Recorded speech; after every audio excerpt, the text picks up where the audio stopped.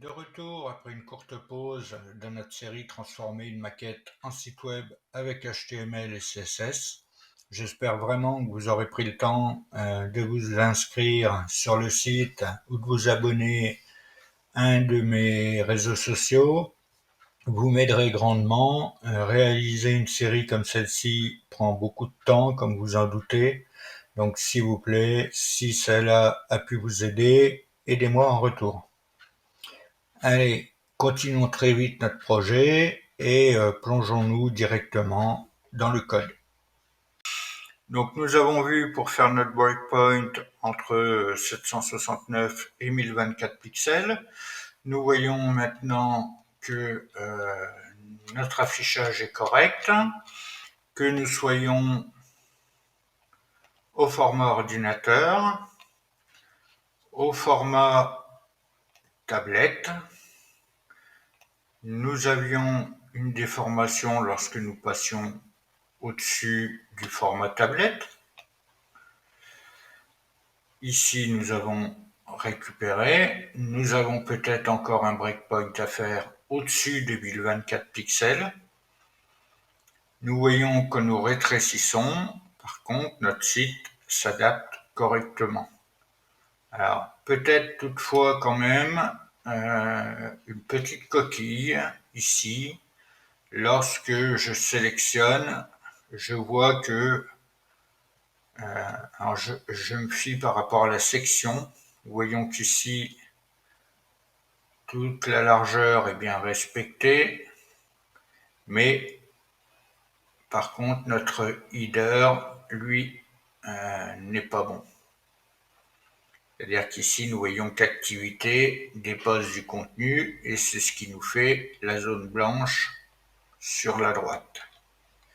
Tout le reste est correct, mis à part le header qui dépasse. Donc, pour réparer cela, je vais retourner, donc il faut que je cible mon Media Query que j'ai fait entre mes 480 et 768 pixels. Je vais, donc ceci, je vais m'afficher comme cela. Ici, je vais aller cibler donc mes Media Query entre 480 et 768 pixels.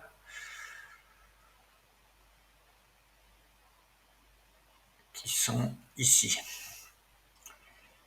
Et là, à la suite du header, je vais donc mettre ma nav à laquelle je vais donner une width de 60%.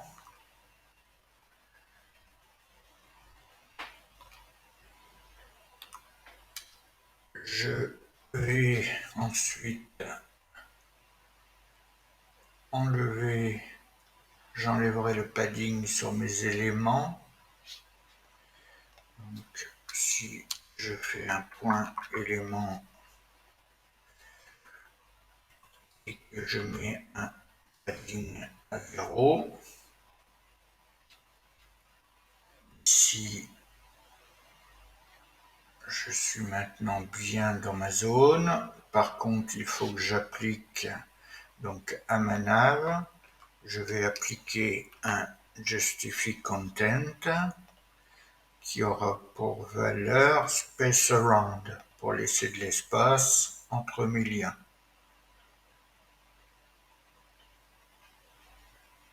Ainsi, nous voyons que notre affichage est plus correct ainsi. 480, en dessous des 480 pixels, nous passons au format mobile.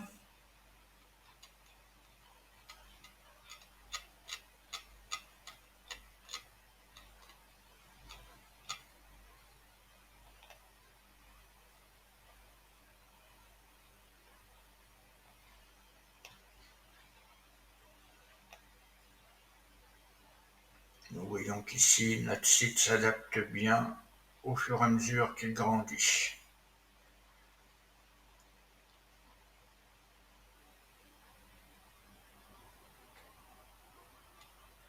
Avec peut-être ici l'image qui devrait faire toute la largeur. Alors voyons cela. Ici je suis dans mes Media Queries qui sont entre le breakpoint de 768 et 1024. Mes images populaires, effectivement, je leur ai donné une width de 97%, allons à 100%. Ainsi, ce sera mieux.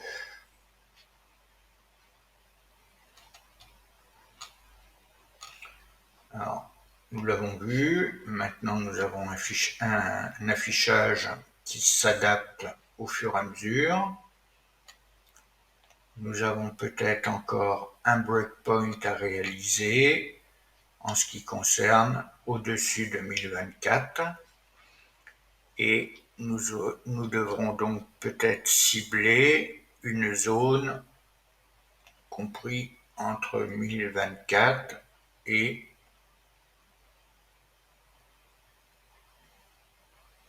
ici nous voyons que nous nous affichons comme il faut.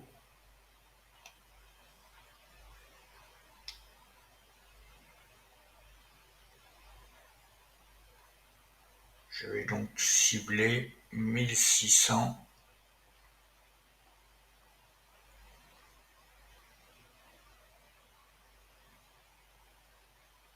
pixels.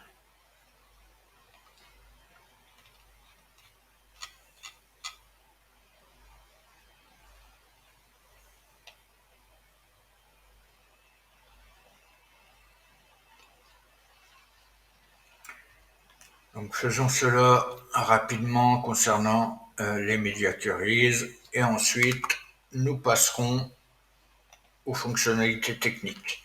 Encore une fois ici, il s'agit d'un bonus, ce n'est pas ce qui était demandé au départ, on nous a bien demandé une version format ordinateur, une version format mobile, toutes les deux conformes à la maquette, et on nous a ensuite demandé une version au format tablette, libre à nous de la faire comme nous voulions. Maintenant, je vais au-delà en ciblant toutes les tailles d'écran afin de rendre notre site complètement responsive et adaptatif à tous les écrans.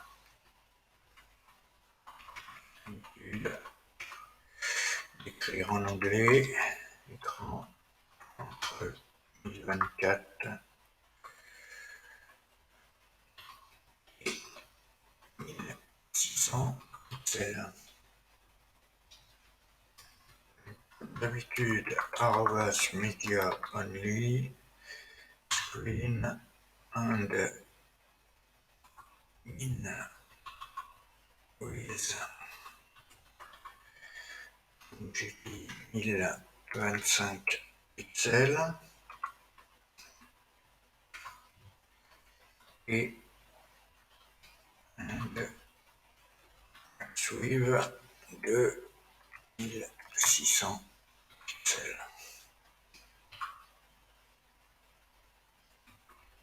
Et j'écris une grise entre ces parenthèses.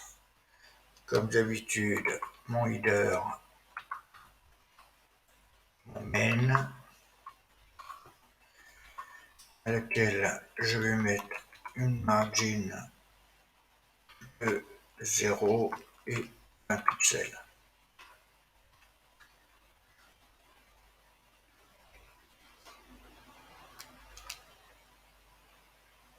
Ensuite,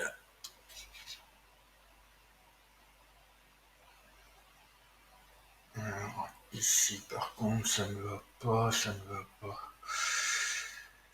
Il faut que j'agrandisse.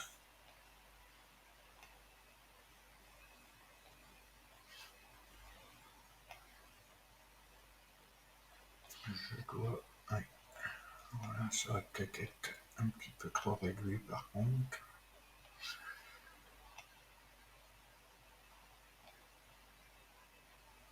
Allons-y comme ça. J'espère que vous verrez bien quand même. Ici,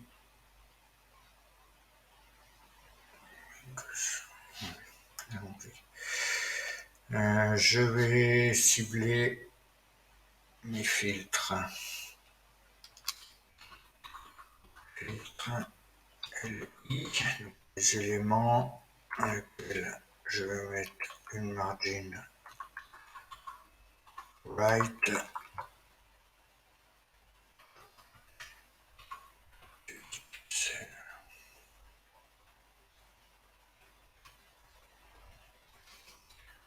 Ensuite, filtre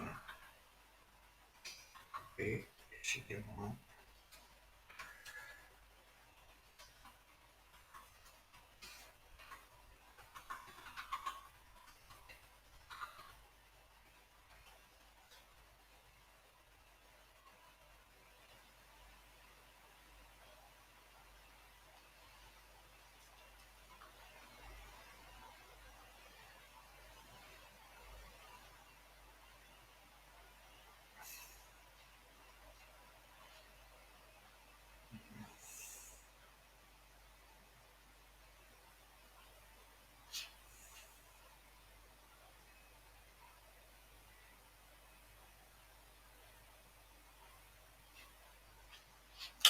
ma section hébergement. Je vais lui mettre une noise de 70%.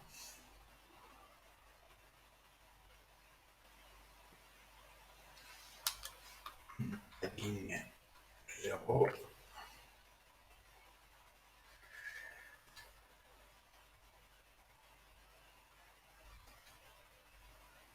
Padding hébergement 0.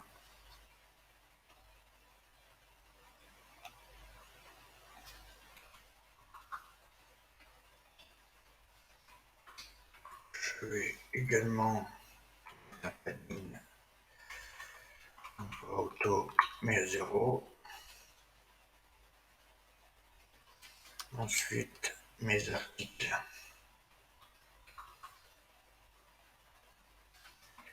Je vais remettre une waves de 44% et un margin du pixel.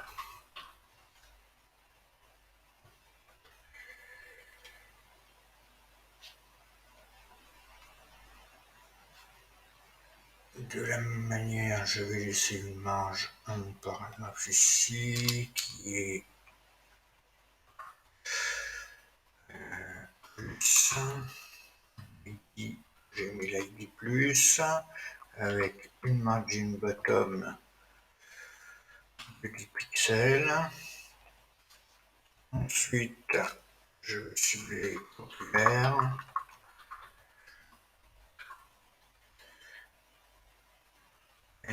Je vais lui donner une mise de 30%, parce que j'ai donné 70% d'hébergement.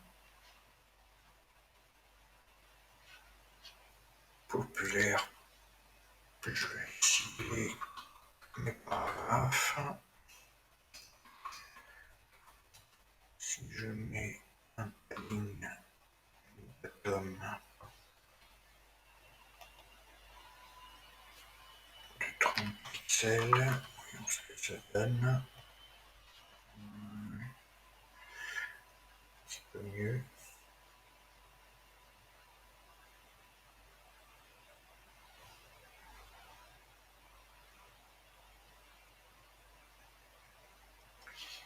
Et je vais donner leur article.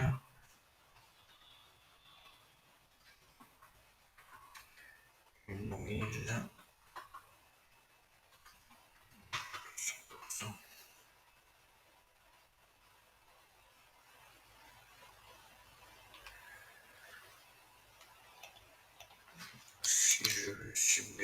Image populaire.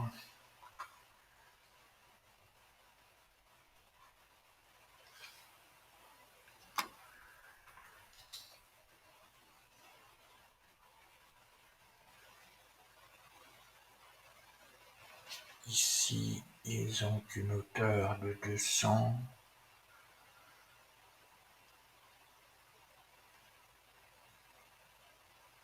Je peux peut-être cibler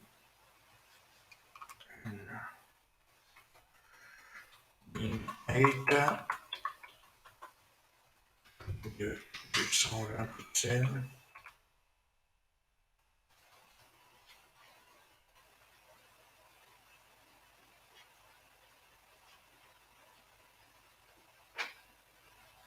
Je trouve pas mal. Et c'est comme ça. Activité. Mes activités. Là, j'ai un petit dépassement aussi. Je vais donc réduire ceci. Activité. Je vais mettre un font size de 12 pixels.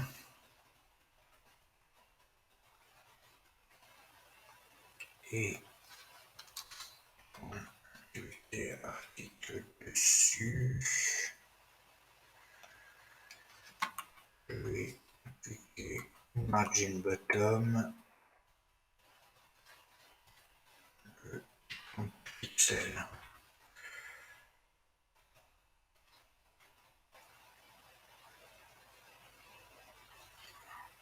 Ici. Non. Activité article dessus, droite. Pardon. Activité article dessus, j'ai donné 30 pixels.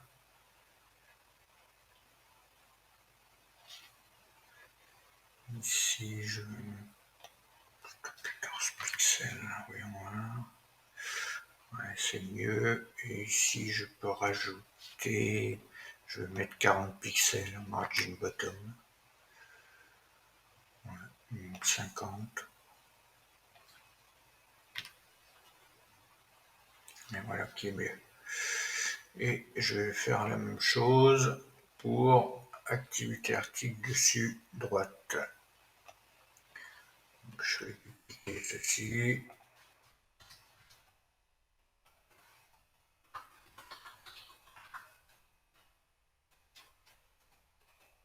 Et je peux même lui en rajouter encore. Je vais mettre 70 pixels pour activité article droite. Alors,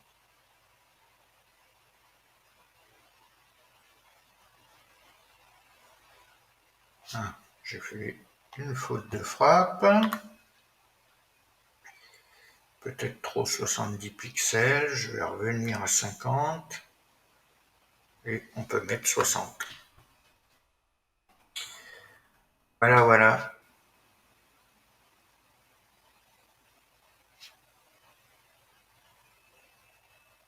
Et mon footer, je peux peut-être mettre une marge sur la droite.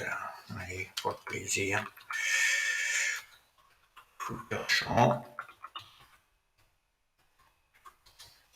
Sans oublier de mettre un point. C'est une classe. Et je vais mettre une margin right. Marge droite.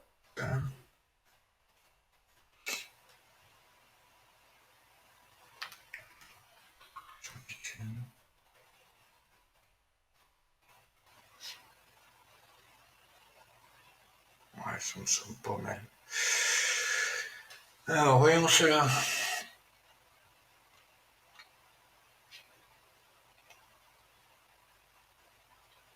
Regardons la réactivité. Donc, nous voyons maintenant quand même que l'affichage est très bien mieux qu'avant. Nous voyons de manière réactive notre site se déformer mais prendre une forme nous n'avons pas d'éléments déformés comme nous l'avions auparavant. Nous voyons bien qu'au fur et à mesure que nous rétrécissons notre viewport, notre écran, on a un affichage qui est correct. Alors ici, toutefois, pourquoi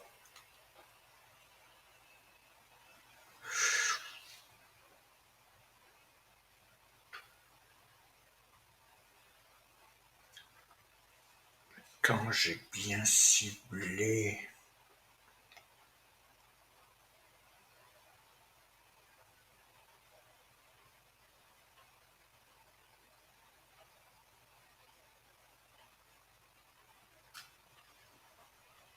« 1024 », je passe là.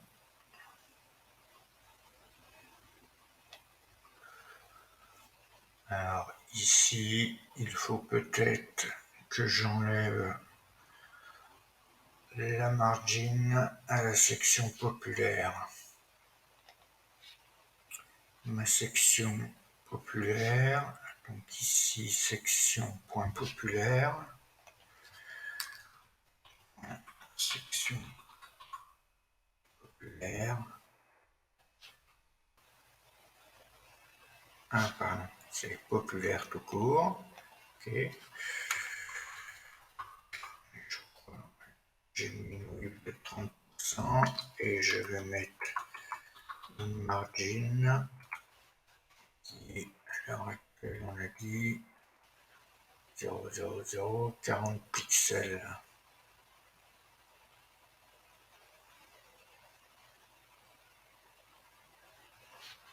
Je vais mettre 0, 0, 0, je mets 10 pixels,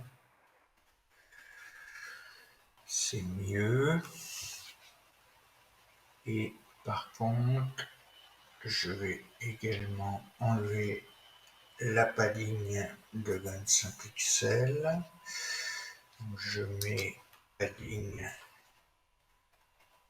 je vais faire 5 pixels.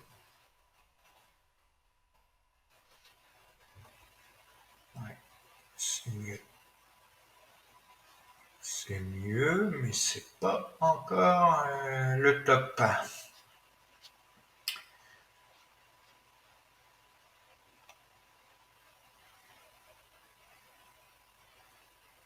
C'est vraiment entre les 1024 et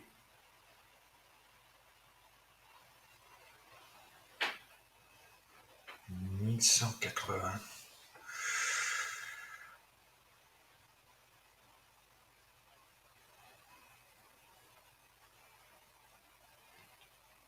Alors, je vais essayer de donner non pas une ouïe de 30, mais 27%. Et ici, ne pas donner 70, mais 65. Et donc ici, je vais pouvoir mettre 35. Voilà qui est mieux.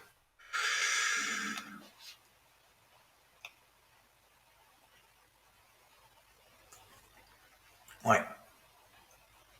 Au moins, nous n'avons plus de déformation concernant l'affichage. Donc vous voyez, hein, les media queries, c'est vraiment tâtonner, on va dire, y aller petit à petit et reprendre les choses de façon à ce que notre site soit complètement réactif.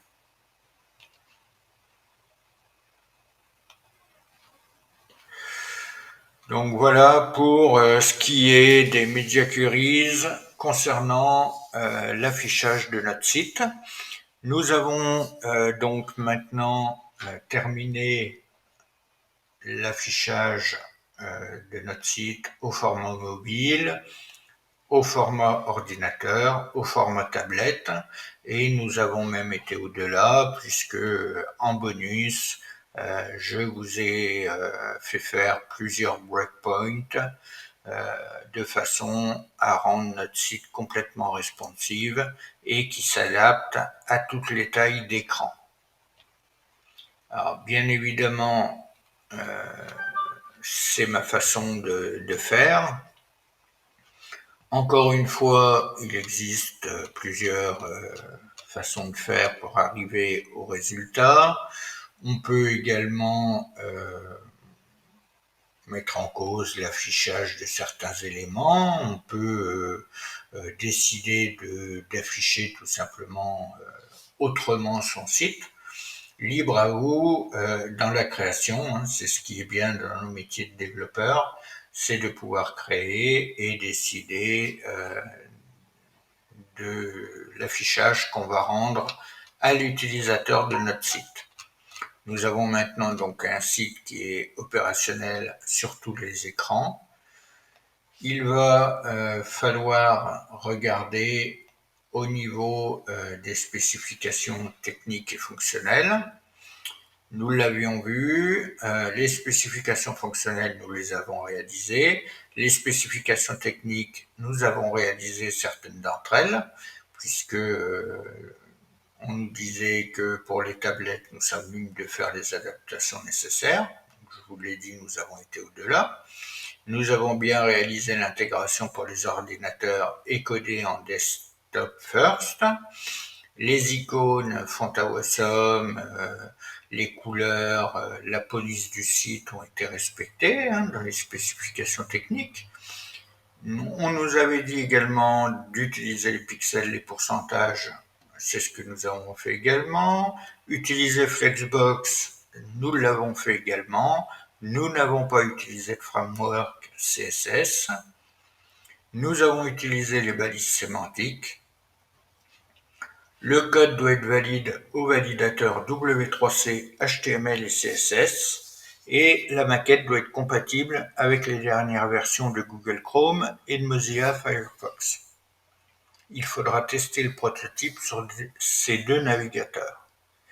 Donc voici les deux points qu'il nous reste à valider pour finir complètement notre projet, qui est la validation donc de notre code au W3C et également s'assurer que notre site s'affiche bien sur Google Chrome, donc c'est le cas puisque c'est ce que j'utilisais, et nous devons vérifier également sur Mozilla Firefox.